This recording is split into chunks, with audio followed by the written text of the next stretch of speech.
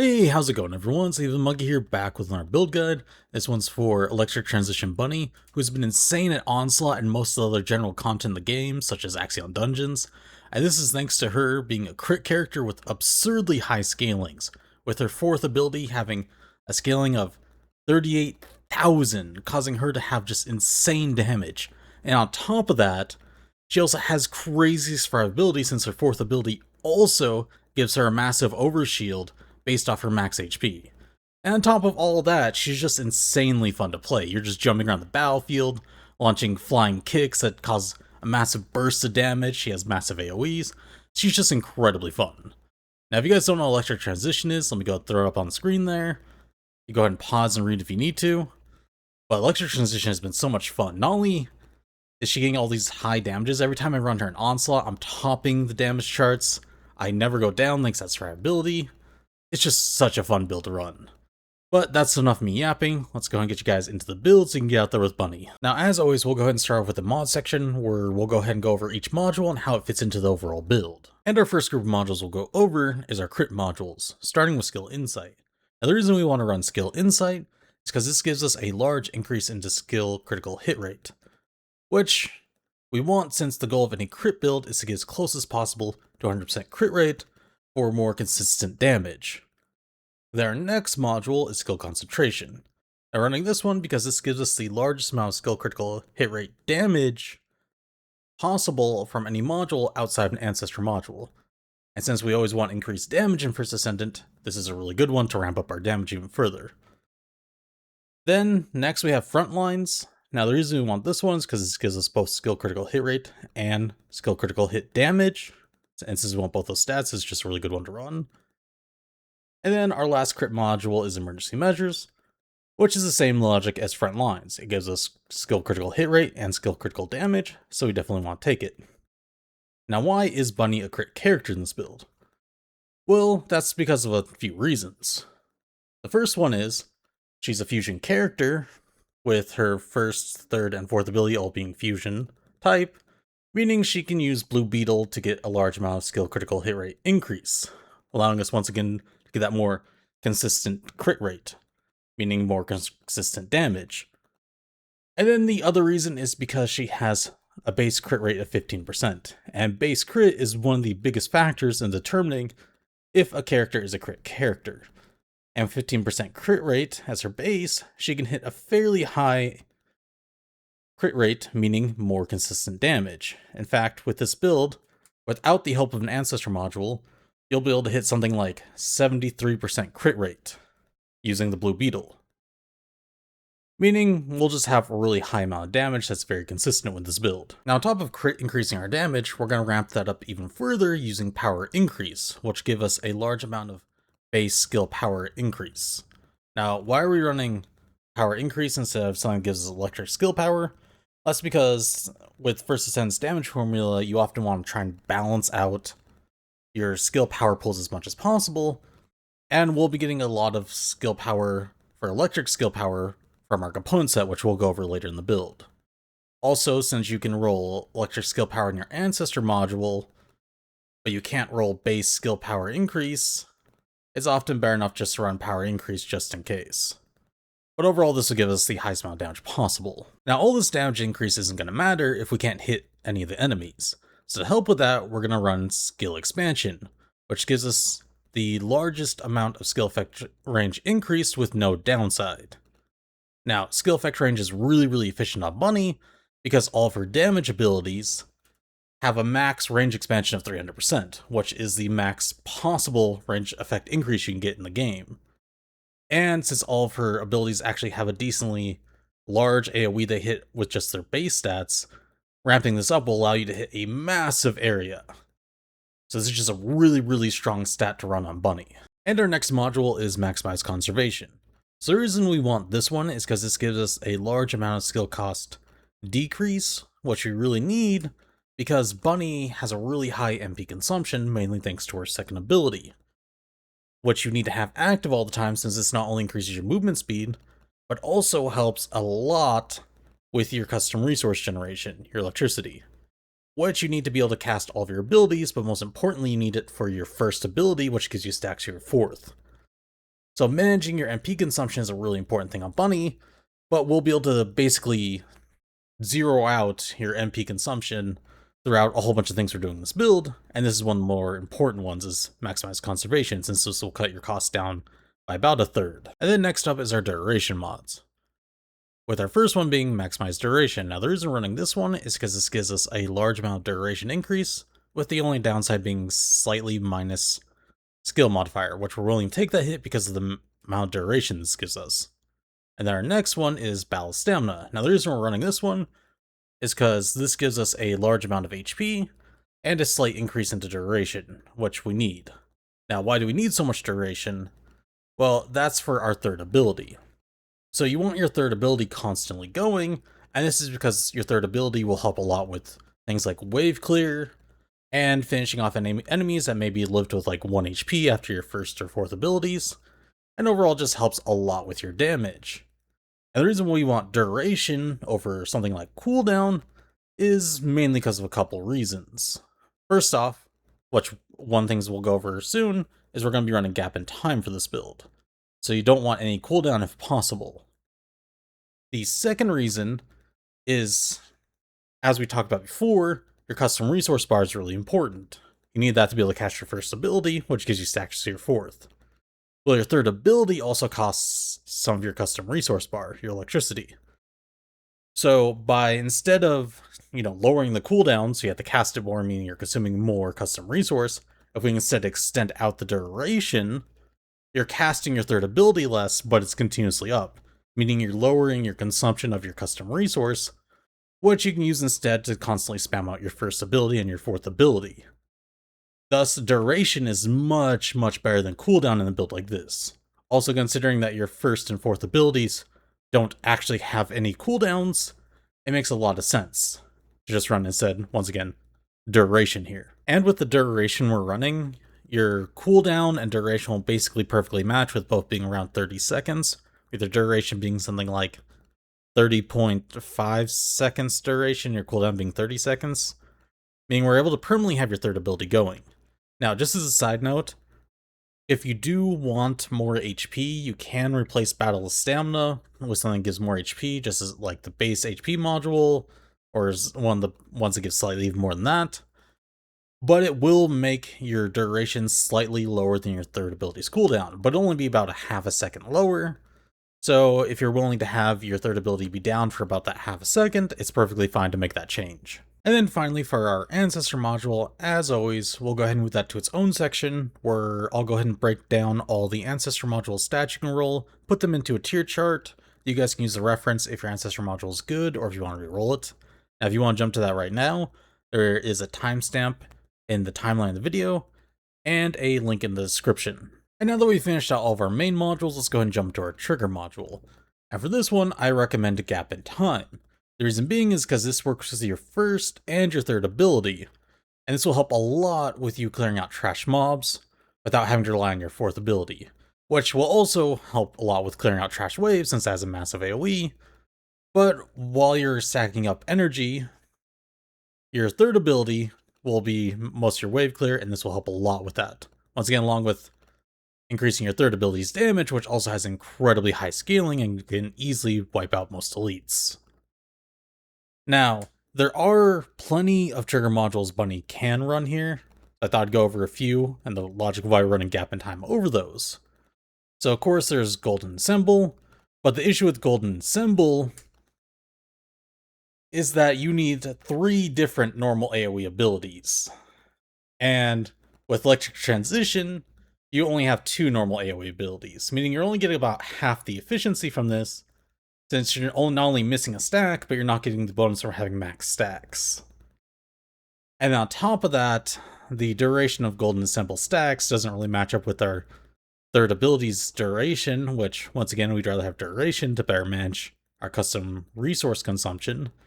So Golden Symbol just isn't that really good, and instead of running Golden Symbol, you'd probably just rather run Power Beyond.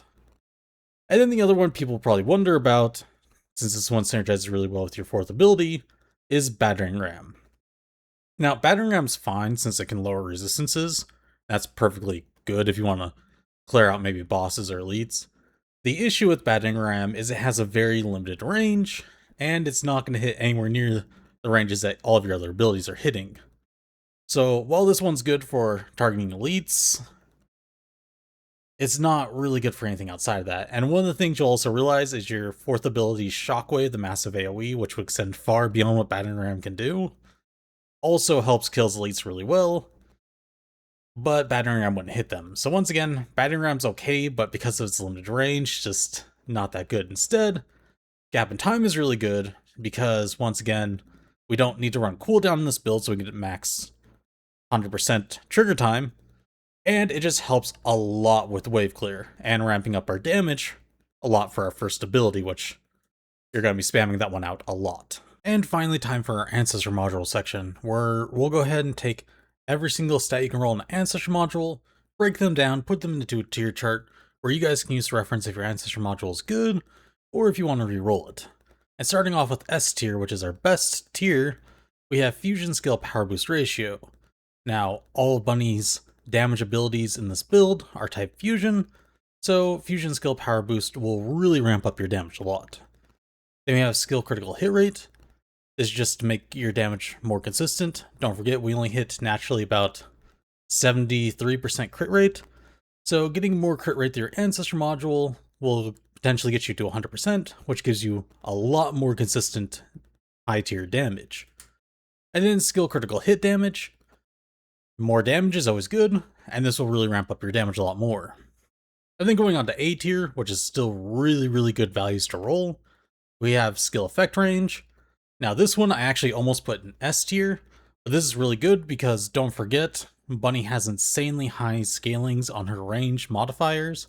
She can in fact get up to 300%, so increasing this range even further just allows you to hit more enemies, which means you're clearing out more of the map easier, which is just really good, since all of her damage abilities have a fairly large AoE to them. And then Electric Skill Power Boost is our next one. Now the reason why this one's an A tier instead of S tier is we actually already are getting Electric Skill Power Boost from our component set, which we'll go over later in the video. And since we're already getting that, it's not as efficient as something like Fusion, which we really don't get anywhere else in the build. And since the first Descendant damage formula really wants you to balance out all your skill power pools, this is an A tier, but this will still give you a large amount of damage increase.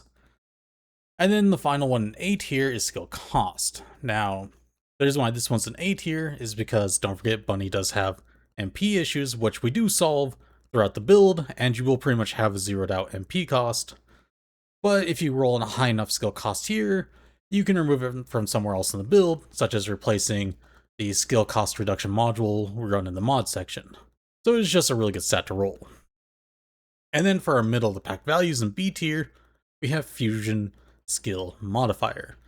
Now this is really good, since it will ramp up your damage, but mainly for your third ability, which has low scalings. It really won't affect your first or fourth ability, which is why it ends up in B tier.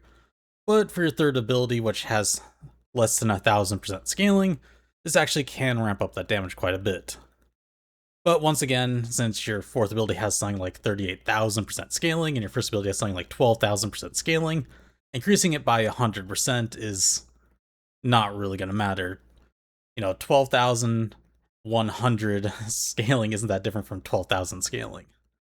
So this is kind of a middle pack value because of that. But still does increase your damage by somewhat. Then we have max HP and defense. These are just more survivability, which is always good, but you do have enough survivability in the kit between us running HP in the mod section and in the Arche Tree, which we'll go over in a little bit. And then your fourth ability also giving you a massive overshield. You really don't need any more survivability, but it is more survivability, so that's always a good thing. And then skill duration up. Now this is just kind of an okay value to roll.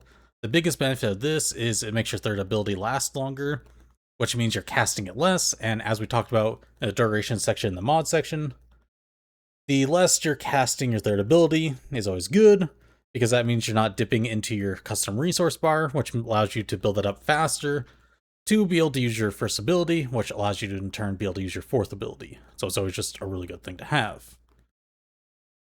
Then going on C tier. Now C tier, you just want to flat out avoid these values.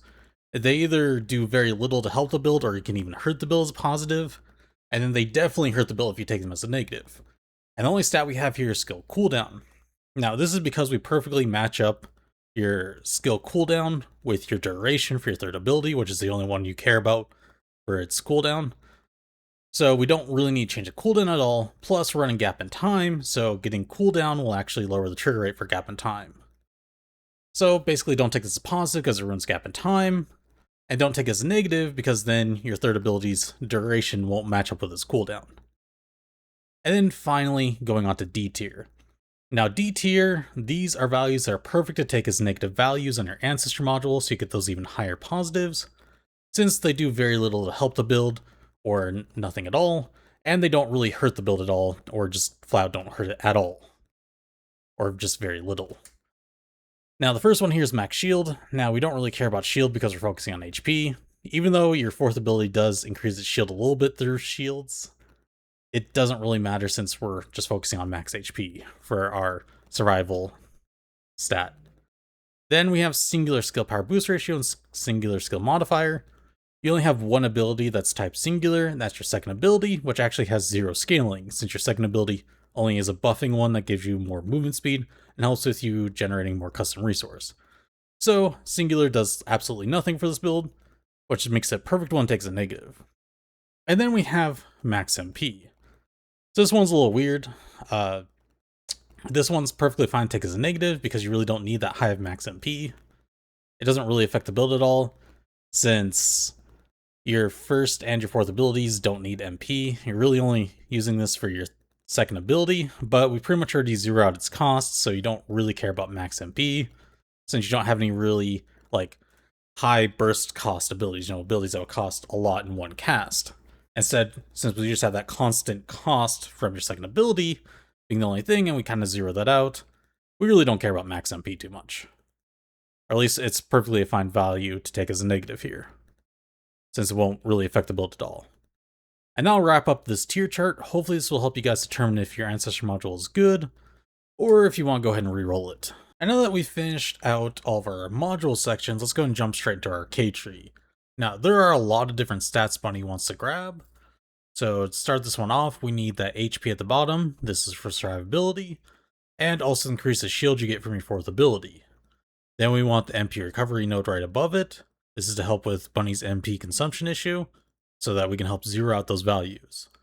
Then we do want to grab a lot of skill power here, just increase our damage. We also want the skill cost down nodes, so that you can once again reduce her MP consumption. We want the range effect, because don't forget, Bunny has insane range modifiers, so the more we can get closer to hitting those max values, the better. And we also want the duration up. This is so that your third ability's duration can max its cooldown. And then of course we also want to grab the crit nodes up above for more damage, and to give us a higher crit rate. Now, moving on to your Mutant Cell, what you're gonna want to run here is Electric Chain Catalyst. This is just to reduce the enemy's resistance so that you do more damage, especially in things like Onslaught where enemies have insanely high resistance. Lowering them greatly ramps up your damage, so this is a really good thing to run. And for the components that we'll be running this build will be Sprint Accelerator. Now, running this for a couple of reasons. The first one being, this one gives you electric skill power boost ratio, which since Bunny is an electric character, she really wants this. And the second reason is once you're sitting at max stacks and you proc the stacks to convert to the electric skill power boost ratio, anytime you damage an enemy with an electric ability, you get MP back. Which is one of the reasons we continuously want that third ability running, is even while we're running around damaging enemies, we'll be getting our MP back, which will help with dealing with our second ability's cost. So this is a really important thing to run. Then for your substats, you're going to want max HP, MP recovery out of combat, max MP, MP recovery in combat, and MP recovery modifier. This will help your survivability and dealing with your MP consumption issues. Now, going on to your component cores, you're going to want to run 4 max HP, since we'll be focusing on HP for survivability. And then you'll also want to run 4 defense. This will also help you survive a lot of the damage, since things in like Onslaught, the enemies do a lot of damage. Defense will help a lot with that. And next up is our Inversion Reinforcement, with our first node being Focus Boost.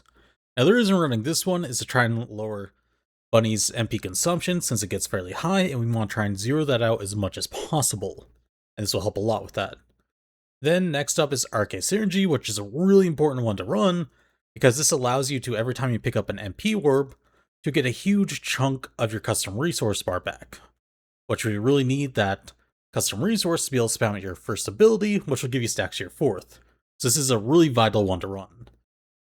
And then our last node is going to be Deploy Hardened Shell. We're running this one because this gives you stacking percentile damage reduction for incoming damage, which is really good since things like Onslaught and the other in-game modes do a lot of damage, so taking a percentile less damage is just really strong. And now let's move on to the reactor for this build. So for this build, you'll be running a fusion electric reactor, and this is because Bunny's an electric descendant, and all of your damage abilities are fusion, with your only non-fusion ability being your third ability, but that's one that buffs you and does no damage. So we definitely need fusion here. And for your substats, you're going to want skill critical hit rate and skill critical damage. So it'll give you more consistent skill critical hit rate, which means more consistent damage, and the skill crit damage will equal just more damage overall. And the weapon we'll be running on this build will be Blue Beetle. Now this is because we care about the ultimate ability of Blue Beetle, which every time you use a fusion ability, you gain increased skill critical hit rate. And since all three of our damage abilities that we'll be using here are fusion, this allows us to get a pretty consistent increase into our skill critical hit rate. Now you actually won't be shooting this gun at all, so you don't really care much about pretty much any of the mods or any of the stats.